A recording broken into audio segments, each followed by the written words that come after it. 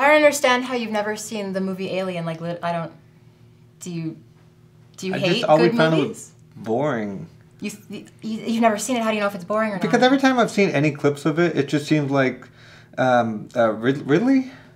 It's not Ridley Scott. It's Ripley. Riddlin. Every time Riddlin, I feel like she's just wandering around. I don't like movies where, like 90% of the time, they're by themselves, just wandering through a ship or something. Like, she's alone most of the time, isn't she? No, she's surrounded by things that are trying to kill her. And, like, it's about her on the crew, and they land on LV-426, and then, like, they bring back something on one of the guys' faces. And why would they bring back something on his face? Because it's their friend, and like they don't want a beauty mark? No. It was like a face grabber attached to his face and, like, wrapped around his throat. And, like, you don't leave your homies behind, so they brought him back onto the ship. You would leave me behind. If we were on, a fucked up alien planet, and I had this thing on my face, you'd be like, them's the breaks, kid, and you'd leave me there. Listen, I wouldn't do it like this. I'd do it like... neatOco. Hi, everybody, and welcome to another exciting episode of That's neatOco. As always, we're your hosts, Vuko. And I'm Seth. And sadly, April is not with us. Not sadly for her, though, because she's on vacation. Where is she? Is she in space? I think she's in Europe. Europe? Bangladesh? Producer? We don't know where she is. Our producer's silent this week. I was really excited because I was looking up upcoming movies, and this week I saw that God of War is coming out. And to myself, I'm thinking, how did I not know that they're making a God of War movie? What do you think of when you hear God of War? The game. Kratos, right? Absolutely not. Apparently it's a Chinese movie about pirates. So I got all excited for a movie coming out, and it's not even about the thing that I was excited for. Wait, so God of War is a movie about pirates? Apparently. It's a week Chinese after movie. the Pirates of the Caribbean movie came out. Are we noticing a theme? Is it like Pirates Month? I don't know. It could be. For a brief second, I was super excited because I used to love the game of the God of War series. It's great, yeah. And it was one of those games where you don't really know what you're doing, or you don't really know what... You're just like melee killing everybody. Like, there are clear objectives, and some of them are kind of hard, but it's like... No matter what you do, somebody's getting hurt, and then there's blood, and you collect blood, and it's like... There's a bathtub with hot ladies in it in the first one. It's like the first time I saw boobs in a video game, I was like, oh my god. So even though it's not the actual God of War movie, if there was going to be a God of War movie, who would play Kratos? Or who would you want to play Kratos? Someone bald with like a very kind of voice. Like Batista? Wouldn't it be too much like... Krax is pretty much Kratos from Guardians of the Galaxy. I think he's too bulky. I imagine Kratos a little bit more slim. So like a little powder? bit less, like powder? Like powder only with like red stuff on it? Powder would be weird, but the movie had nothing to do with that? No, apparently not. I was so excited. Like I said, I was like, how do I not know that there's a God of War movie coming out? But there is a movie that has yet to be given a release date that they are just talking about online. They're finally making The Blob. The Blob is a horror movie, and they're doing like a reimagining of it. And Halle Berry is supposed to be in it. As the Blob? I don't think she's playing the Blob. I'm pretty sure she's gonna be like the heroine of the movie. That would be like an awkward approach. That would be strange, just like her big face like blah blah blah. We got good news for you, Halle Berry. We got a great role for you. Huh? Bad news. How do you feel about not having any bones in your butt? I assume it doesn't have bones. Apparently, from what I understand about the one that they're making now, the reimagining, a bunch of miners discover this terror under the earth, and it's the Blob. And Halle Berry's there, and she's not the Catwoman. So she's one of the Blobs? No, she's no. So she's the queen of the Blobs. Halle Blobby. What else do we got? Well, I'll tell you what I have. What do you got? So, I'm an art guy. Love art. Yep. One of my favorite artists of all time, Travis Louie, has just opened up an online store. Okay. Selling prints, selling a whole bunch of stuff. Super excited about it. Guess what? What? We're about to speak to him on the phone. Really? Yes, we are. Excitement. neatOco. So right now we got on the phone with us the one, the only, Mr. Travis Louie. Travis, how you doing? I'm all right. How you folks doing? Can't complain. So we are calling you because word is that you just opened up a new store online. Is that true? Yeah, well, it's on my website. It's selling my my prints and stuff. So let me ask you something. You have a lot of very unique characters in all of your work. Do you come up with the background and sort of the persona of the characters before you create them, or what comes first? Most of the time, the stories come first. I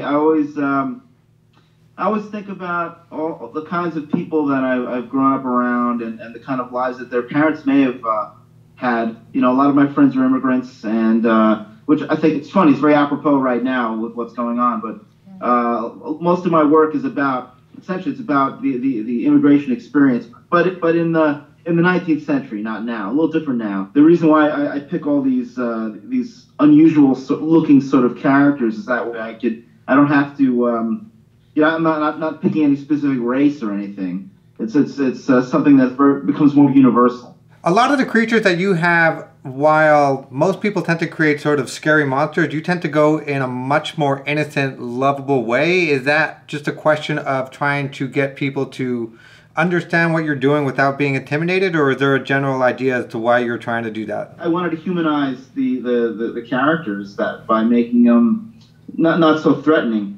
You know, I think that you know it would be bad if I made them all, you know, like all the monsterish characters threatening and dangerous, because that kind of messes with the idea, you know, that I'm trying to put out there with the work. So I understand that you yourself are actually a fan of pop culture, and how does it feel to know that like celebrities like Guillermo del Toro are a fan of yours, and knowing that some of your works are actually in museums? What does that feel like? It's kind of humbling, you know. I've been very lucky that you know, Guillermo's helped me out, not just buying my work, but I suspect a few of the jobs that I got came through him somehow, because right after he bought some paintings, I ended up doing some book covers for H.P. Lovecraft stories, which I never thought I'd be doing that kind of stuff, and that it just kind of worked out. So why did it take you so long to finally open up your own store? I'm realizing that the prices of my work has gone up, and I didn't want to leave some of my fans behind that just couldn't afford to buy the paintings. That's nice. So I figured I would start selling prints at a decent rate, that, you know, something affordable. So do you have anything coming up aside from just the website? Any shows, anything on the horizon? A group show in July at Copro Gallery for Heavy Metal Magazine. And after that, I have a big solo show at KP Projects in Los Angeles. So that website again, it's www.travislouie.com. If you want to get the limited edition prints now you got to do it right now, but always keep checking out that website, because there's always going to be open limited edition runs and open-ended runs, but it's always going to be something there. It's always going to be cool. Travis, thank you so much, and again, congratulations for the opening. You bet. Thanks, man. neatOco. So we put things on our little wish lists, and then the producer purchases them so that we can unwrap them and be surprised and talk about how cool they are, and to introduce you to things that you might not know existed in the world. So I guess you get to go first.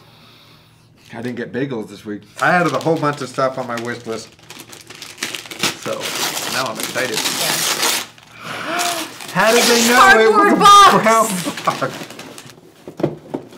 Oh shit. That's all you need to know. So this is a new thing that a lot of people are doing now. The exact package from like the original one. I don't know if I want to open it. No, you do not open that. That's one of those things where like you keep it forever and then you put lasers around it so no one can touch it. What if I open it? Don't open it. I think it looks cool. It looks like I feel tiny. But it says bigger twist for a power punch, but I can't do it. It makes me feel tiny, like we got Honey the Shrunk the Kids. Anyways, these are exact replicas of the ones that came out in the 80s. And they're not the only ones doing it. I know there's a whole bunch of Star Wars ones out. Yeah. Everything basically from the 80s. So I used to hate the idea that all of my favorite stuff in the 80s was kind of like being taken away from me. It's no longer my era of stuff. But yeah. This is kind of cool. And I'm not going to say I hate this, because I don't. And it's awesome. It's pretty neat. My turn. What'd you get? I don't know. I'm super excited. We're going to find out.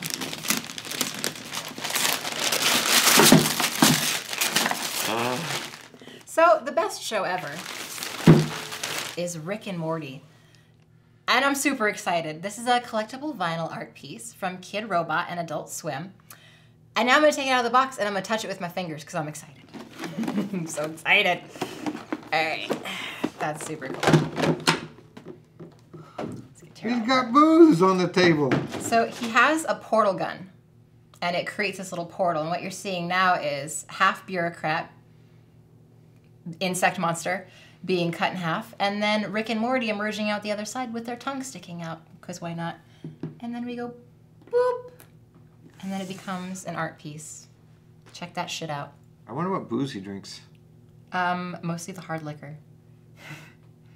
Here's his little bottles. So I had fun today. Did you have fun today? I always have fun doing this. Did you have a neat time? I had a neato time. Oh, it was so neato. And thank you so much for joining us on another episode of That's neatOco. If you liked what you saw today, be sure and hit the like button. Subscribe to our channel so you never miss anything. And if you want to see us playing with something that you made, leave a comment below and you might see your stuff on our show.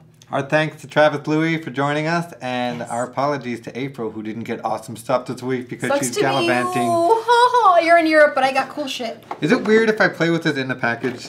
Not at all. I wanna.